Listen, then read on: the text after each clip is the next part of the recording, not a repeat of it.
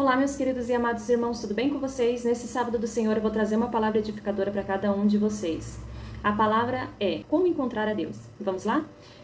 A gente vai ler Isaías 65, do 1 ao 5 e do 13 ao 14 nesse mesmo capítulo. Vamos lá? O Senhor Deus disse: Eu estava pronto para atender o meu povo, mas eles não pediram a minha ajuda. Estava pronto para ser achado, mas eles não me procuraram. A um povo que não orou a mim, eu disse: Estou aqui, estou aqui. O dia inteiro eu abri os braços, pronto para receber um povo rebelde, um povo que anda no caminho do mal, seguindo sempre os seus próprios caprichos. Essa gente vive me provocando abertamente. Eles oferecem sacrifícios em jardins sagrados e queimam incenso sobre altares pagãos. Eles vão aos cemitérios para consultar os mortos e passam as noites em lugares desertos para receber visões. Comem carne de porco e enchem os seus pratos de comida impura. Depois dizem aos outros: Parem, não nos toquem, pois somos mais santos do que vocês.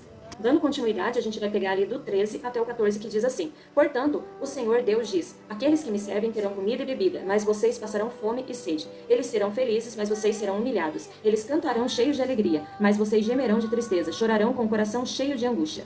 E daremos continuidade em Jó 23, 10. Então está escrito: Mas Deus conhece cada um dos meus passos. Se ele me puser à prova, verá que sairei puro como ouro. Eu sigo o caminho que ele me mostra e nunca me desvio para lado nenhum. Obedeço os mandamentos de Deus, sempre faço a sua vontade e não a minha.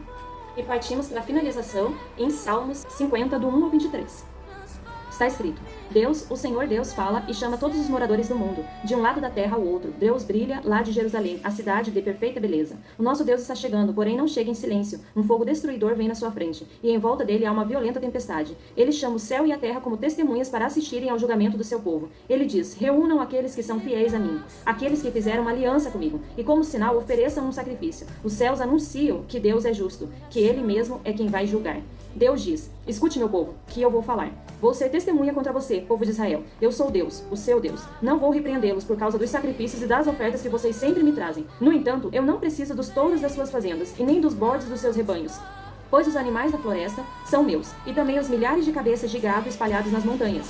São meus todos os pássaros dos montes e tudo que vive nos campos. Se eu tivesse fome, não pediria nada a vocês, pois o mundo é meu e tudo que há nele. Por acaso, preciso comer carne de touros ou beber sangue de bodes? Que a gratidão de vocês seja o sacrifício que ofereçam a Deus, e que vocês deem ao Deus Altíssimo tudo aquilo que prometeram. Se me chamarem no dia da aflição, eu os livrarei e vocês me louvarão. Porém, Deus diz aos maus: Que direito têm vocês de recitar as minhas leis e de falar a respeito da minha aliança? Vocês não querem que eu os corrija e não aceitam as minhas ordens. Vocês ficam amigos de cada ladrão que encontram e andam com pessoas adúlteras. Vocês estão sempre prontos para dizer coisas más e não pensam duas vezes antes de pregar mentiras. Estão sempre acusando seus irmãos e espalhando calúnias a respeito deles. Vocês fizeram essas coisas e eu fiquei calado. Por isso, pensaram que eu era igual a vocês. Porém, agora vou repreendê-los. Vou mostrar-lhes os seus erros. Vocês que esqueceram de mim, pensem bem nisso, que para que eu não os destrua, sem que ninguém possa salvá-los. Aquele que me traz oferta de gratidão está me honrando, e eu salvarei todos os que andam nos meus caminhos. Amém. Então, pessoal, no primeiro texto que a gente leu, que está em Isaías 65, do 1 ao 5, e nós damos continuidade do 13 ao 14, ele está falando em como nós podemos encontrar ele. Então, todas as vezes que tivermos aflições, estivermos com situações difíceis, é para nós buscarmos a ele. E principalmente, às vezes, com nossos pecados, às vezes não se sentimos justificados ao ponto de dizer: não, eu sou um pecador, Deus não vai me ouvir. E aí você vai fazendo um monte de coisa e a última coisa que você vai tentar recorrer ao seu Deus. Você precisa recorrer ao seu Deus. Logicamente que você precisa andar no caminho correto, que você precisa tentar ser uma pessoa boa e tudo, seguir os mandamentos dele, né? E fielmente, né, dentro do seu coração, usar de misericórdia com todas as coisas, amar o seu próximo. E nas situações complicadas, Deus estará lá com você. Com todos nós, ele sempre está. Então, nessa passagem, ele é mais justiça. Deus está mostrando que ele é justiça. Se você me recorrer, eu vou tentar te ajudar. Se você me recorrer, eu vou te oferecer o melhor. Tanto que ali ele descreve, ele vem vindo dizendo ali no 13 e no 14, que tudo que nós precisamos, a comida, a bebida, ele nos dá. O que acontece? Tudo, Deus provém tudo. Então é só nós confiarmos nele.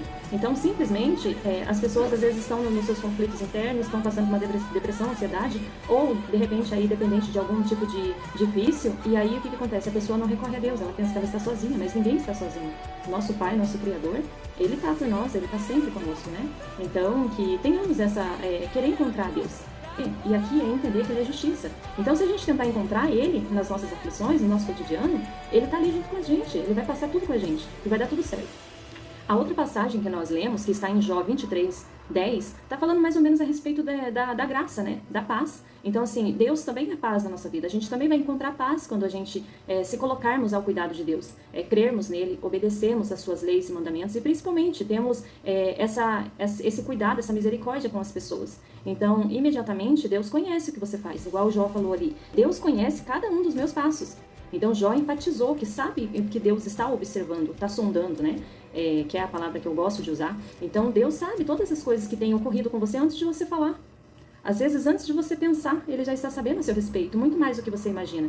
Então, entre você e Deus, você precisa abrir esse alerta de pensar que Ele também vai te trazer paz. Às vezes o teu conflito, às vezes a sua dificuldade, às vezes pensar que todas as pessoas que seguem a Deus têm aquela vida chata, claro que não.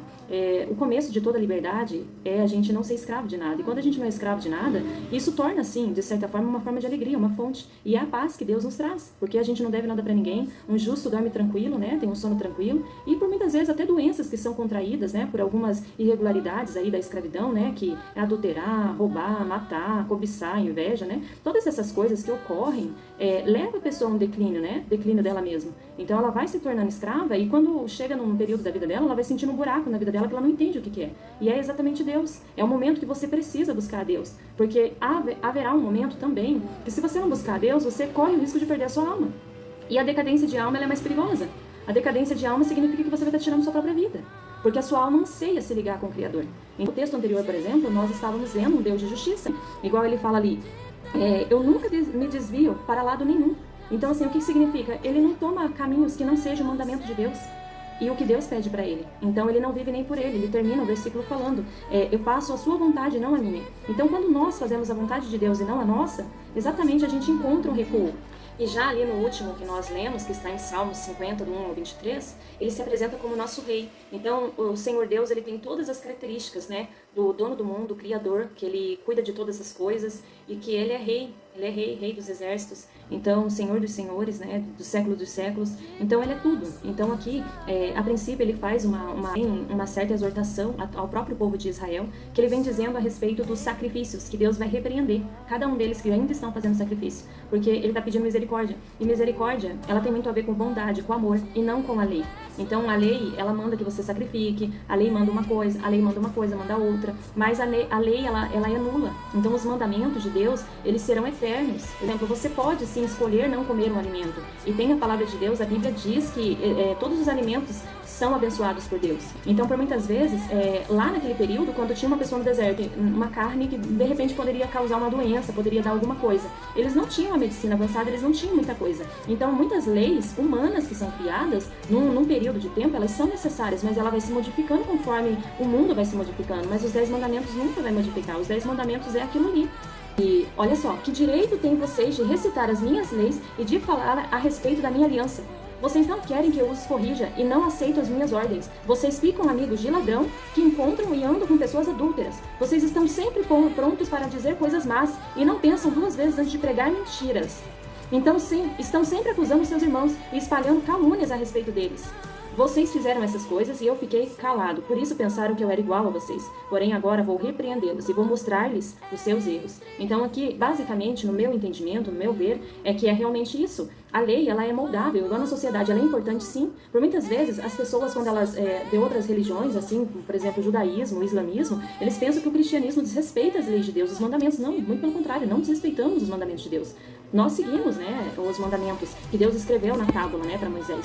Nós seguimos, ou pelo menos tentamos, boa parte deles. E ainda vem o fruto do Espírito também. Conforme as mudanças forem ocorrendo, ela vai começando a emitir esses frutos do Espírito. O amor, a alegria, a paz, a paciência, a delicadeza, a bondade, a fidelidade, a humildade, o domínio próprio. E ainda a Escritura traz. Contra isso, não há lei. Então, a lei, ela funciona, sim, naquele fundamento inicial e que será eterno, que é os 10 mandamentos que Deus fez. Mas a lei do ser humano em si, na forma de vestimenta, em si, na forma de comida, em si, na forma de criar uma forma de lidar com crianças, uma forma de criar como você lidar com a economia, essas coisas. Isso daí são tudo preceitos humanos. Logicamente, na Bíblia traz os livros do Salomão que são muito bons, de autoajuda mesmo. E não é uma lei, ali é um conselho. Então a gente precisa cuidar muito com isso, mas Deus está bem perto de cada um de vocês. Deus é a justiça, Ele é a paz. E Ele também é Rei. E é o nosso Deus, nosso grande e poderoso Deus. Amém? A paz de Deus, irmãos.